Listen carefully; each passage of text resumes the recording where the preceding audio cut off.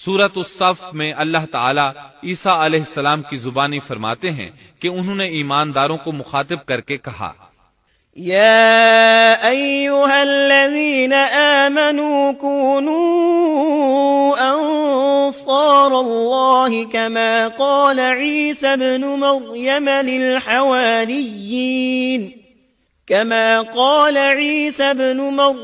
للحواريين من أنصاري إلى الله قال الحواريون نحن أنصار الله فآمنت طائفة من بني إسرائيل وكفرت طائفة فأيدنا الذين آمنوا على عدوهم فأصبحوا ظاهرين۔ اے ایمان والو، تم اللہ کے مددگار بن جاؤ، جس طرح مریم کے بیٹے عیسیٰ نے حواریوں سے فرمایا کہ کون ہے جو اللہ کی راہ میں میرا مددگار بنے۔ حواریوں نے کہا، ہم اللہ کی راہ میں مددگار ہیں۔ پس بنی اسرائیل میں سے ایک جماعت تو ایمان لے آئی اور ایک جماعت نے کفر کیا، تو ہم نے مومنوں کی ان کے دشمنوں کے مقابلے میں مدد فرمائی، پس وہ غالب آ گئے۔ اس کے بعد اللہ تعالیٰ نے دین عیسوی کو یہودیوں کے مذہب پر غالب کر دیا۔ جب لوگوں نے کفر کیا اس وقت صرف حواری آپ پر ایمان لائے تھے، ان کی تعداد صرف 12 تھی۔ بعد میں دین عیسوی کو اللہ تعالیٰ نے مکمل طور پر غلبہ عطا فرمایا۔ حواری ایمان ضرور لائے تھے لیکن ان میں کسی قدر تردد تھا۔ اللہ تعالیٰ سورۃ المائدہ آیت 111 تا 115 میں فرماتے ہیں، وَإِذْ أَوْحَيْتُ إِلَى الْحَوَارِيِّينَ أَنْ آمِنُوا بِي وَبِرَسُولِي قَالُوا آمَنَّا وَاشْهَدْ بِأَنَّنَا مُسْلِمُونَ إِذْ قَالَ الْحَوَارِيُّونَ يَا عِيسَى ابْنَ مَرْيَمَ هَلْ يَسْتَطِيعُ رَبُّكَ أَن يُنَزِّلَ عَلَيْنَا مَائِدَةً مِّنَ السَّمَاءِ قَالَ اتَّقُوا اللَّهَ إِن كُنتُم مُّؤْمِنِينَ قالوا نريد أن نأكل منها وتطمئن قلوبنا ونعلم أن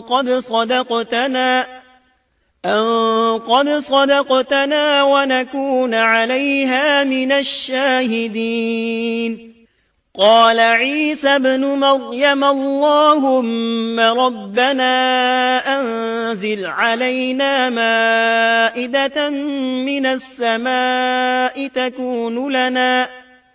تكون لنا عيدا لأولنا وآخرنا وآية منك وارزقنا وأنت خير الرازقين قال الله إني منزلها عليكم فمن يكفر بعد منكم فإني أعذبه عذابا لا أعذبه أحدا من العالمين۔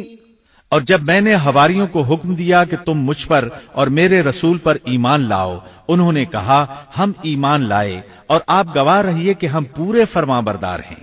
وہ وقت یاد کے قابل ہے جبکہ حواریوں نے عرض کیا، اے عیسیٰ ابن مریم، کیا آپ کا رب ایسا کر سکتا ہے کہ ہم پر آسمان سے ایک خوان نازل فرما دے؟ آپ نے فرمایا کہ اللہ سے ڈرو اگر تم ایماندار ہو۔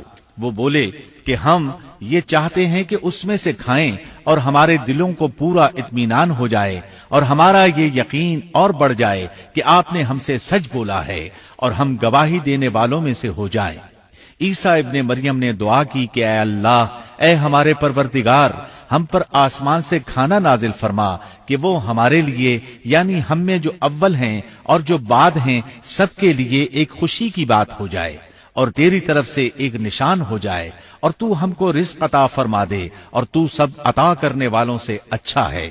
حق تعالی نے ارشاد فرمایا کہ میں وہ کھانا تم لوگوں پر نازل کرنے والا ہوں، پھر جو شخص تم میں سے اس کے بعد کفر کرے گا تو میں اس کو ایسی سزا دوں گا کہ وہ سزا دنیا جہان والوں میں سے کسی کو نہ دوں گا۔ اور یہ اللہ تعالیٰ کی سنت ہے کہ جب منہ مانگا معجزہ آ جائے اور اس کے بعد بھی لوگ کفر کریں تو وہ تمام لوگ ہلاک کر دیے جاتے ہیں۔ آخر کار وہ کھانا اترنے لگا، انہوں نے اس کھانے کو کھایا اور ایمان پر قائم رہے، البتہ ان میں سے ایک نے خیانت کی، اس کا ذکر آگے آئے گا۔ ان مسلسل معجزات کا لوگوں میں چرچا ہونے لگا۔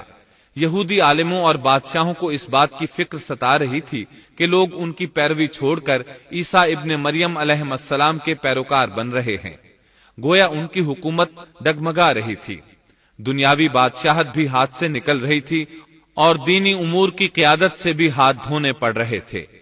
یہ صورتحال دیکھ کر یہودی عالم یہودی بادشاہ کے پاس گئے، اسے عیسیٰ علیہ السلام کے بارے میں خوف زدہ کرنے لگے، کہنے لگے وہ خود کو یہود کا بادشاہ خیال کرتا ہے اور دعویٰ کر رہا ہے کہ جلد تم سے بادشاہت چھین لے گا۔ بادشاہ کو اپنی حکومت کی پڑ گئی، اس نے حکم دیا اسے سولی پر چڑھا دو۔ اس وقت سزا کا یہی طریقہ تھا، آدمی کو قتل نہیں کرتے تھے، سولی پر لٹکا دیا کرتے تھے، ہاتھوں پیروں میں کیل ٹھونک دیے جاتے تھے، اسی حالت میں لٹکا ہوا وہ ختم ہو جاتا تھا۔ اس طرح یہودیوں نے عیسیٰ علیہ السلام کے قتل کا پروگرام بنایا۔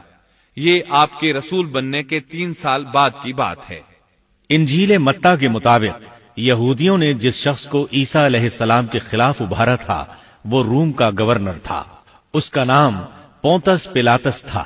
اس نے اپنے سپاہیوں سے مل کر عیسیٰ علیہ السلام کو گرفتار کرنے کی سازش تیار کی اور عیسیٰ علیہ السلام کے ایک شاگرد یہودا اسکریوتی کو 30 دینار پر جاسوسی کے لیے تیار کر لیا۔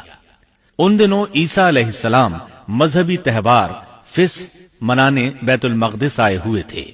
یہاں عیسیٰ علیہ السلام نے کھانا کھایا اور اپنے 11 شاگردوں سمیت شہر سے باہر کتسمنی نامی ایک جگہ پر رات گزارنے کے لیے تشریف لے گئے۔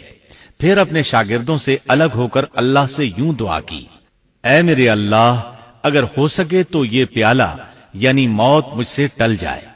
اس کے جواب میں تسلی نازل ہوئی۔ علماء کا اس بات پر اتفاق ہے کہ جب یہودی عیسیٰ علیہ السلام کے شاگرد یہودا اسکریوتی کی یہ رہنمائی پر وہاں پہنچے جہاں عیسیٰ علیہ السلام اور ان کے شاگرد تھے، تو ان لوگوں نے عیسیٰ علیہ السلام اور ان کے حواریوں کا محاصرہ کر لیا۔ عین اسی وقت اللہ تعالیٰ نے عیسیٰ علیہ السلام کو آسمان پر اٹھا لیا اور مخبری کرنے والے عیسیٰ علیہ السلام کے شاگرد یہودا پر عیسیٰ علیہ السلام کی مشابہت ڈال دی گئی۔ چنانچہ حکومت کے اہلکاروں، یہودیوں، حتیٰ کہ خود حواریوں نے بھی اسی کو عیسیٰ سمجھ لیا اور اسی کو لے جا کر پھانسی پر چڑھا دیا، جیسا کہ سورۃ النساء میں اللہ تعالیٰ فرماتے ہیں، اور اس وجہ سے بھی ہم نے ان پر لعنت کی کہ انہوں نے کہا کہ ہم نے مسیح ابن مریم جو کہ اللہ کا رسول ہے اسے قتل کیا ہے، حالانکہ نہ انہوں نے اسے قتل کیا اور نہ سولی دیا، لیکن ان کو شبہ پڑ گیا، اور جو لوگ اس میں اختلاف کر رہے ہیں وہ خود شک میں ہیں، انہیں حقیقت حال کا کچھ علم نہیں، محض ظن کے پیچھے لگے ہوئے ہیں۔ اور یہ یقینی بات ہے کہ انہوں نے عیسیٰ ابن مریم کو قتل نہیں کیا تھا، بلکہ اللہ نے اسے اپنی طرف اٹھا لیا تھا، اور اللہ بہت زور آور اور حکمت والا ہے۔ عیسائی اور یہودی اس بات پر متفق تھے کہ عیسیٰ علیہ السلام کو سولی چڑھا دیا گیا ہے، لیکن ان میں تھوڑا سا اختلاف تھا۔ یہودی کہتے تھے کہ وہ قتل ہو گئے ہیں، جبکہ عیسائی کہتے تھے کہ وہ 3 دن تک مردہ رہنے کے بعد زندہ ہوئے اور آسمان پر چلے گئے۔ اللہ تعالیٰ نے ان دونوں گروہوں کی تردید کرتے ہوئے فرمایا کہ یہ شک میں مبتلا ہیں، در حقیقت یہ لوگ عیسیٰ علیہ السلام کو گرفتار نہ کر سکے تھے۔ بہرحال عیسیٰ علیہ السلام کے آسمان پر اٹھائے جانے کے بعد یہود غالب آ گئے اور دین عیسوی کی اشاعت پر پابندی لگا دی۔ البتہ خفیہ طور پر لوگ اس دین سے آگاہی حاصل کرتے رہے اور یہ سلسلہ 240 سال تک یوں ہی چلتا رہا، یہاں تک کہ ایک بادشاہ نے عیسائی مذہب قبول کر لیا۔ وہ ملک روم کا بڑا بادشاہ تھا۔ اس وقت دین عیسوی خوب پھیلا، لیکن اس بادشاہ نے دین میں شرک والے کچھ طریقے شامل کر دیے۔ ایک روایت کے مطابق وہ 240 سال تک توحید پر قائم رہے۔ یہ بادشاہ قسطنطنیہ پہنچا، وہاں عیسوی مذہب کو اپنے اقوال کے ساتھ زندہ کرنا چاہا۔ اس بادشاہ نے علماء، درویشوں اور پادریوں کو منتخب کیا۔ اس وقت ظاہری اور واضح کفر کے دروازے کھل گئے۔ پھر عیسائیوں کے 3 فرقے بن گئے۔ ایک کہنے لگا ہمارے درمیان اللہ نے اپنی مرضی کے مطابق کچھ عرصہ قیام کیا، پھر آسمان پر چلا گیا۔ ان لوگوں کو یعقوبیہ کہتے ہیں۔ دوسرے گروہ نے کہا ہمارے درمیان اللہ کے بیٹے نے جب تک چاہا قیام کیا اور پھر اللہ نے اسے اپنی طرف اٹھا لیا۔ انہیں نستوریہ کہتے ہیں اور ان کی کثرت ہوئی۔ اکثر نصارہ کا یہی عقیدہ تھا۔ اور تیسرا فرقہ کہنے لگا ہمارے درمیان اللہ کی منشا کے مطابق کچھ عرصے تک اللہ کا بندہ اور اس کا رسول رہا، پھر اسے اللہ نے اپنی طرف اٹھا لیا، اور یہی لوگ در حقیقت مسلمان تھے۔ انہیں موحدہ کہتے ہیں۔ ان کی انجیل میں شرک اب تک نہیں پایا جاتا۔ ان کی انجیل کا نام انجیل برناباس ہے۔ نصارہ کا یہ فرقہ سب سے قلیل تعداد میں ہے۔ ابن عباس رضی اللہ عنہما کہتے ہیں ان دونوں فرقوں نے تیسرے فرقے پر دھاوا بول کر ان میں اکثر کو قتل کر دیا۔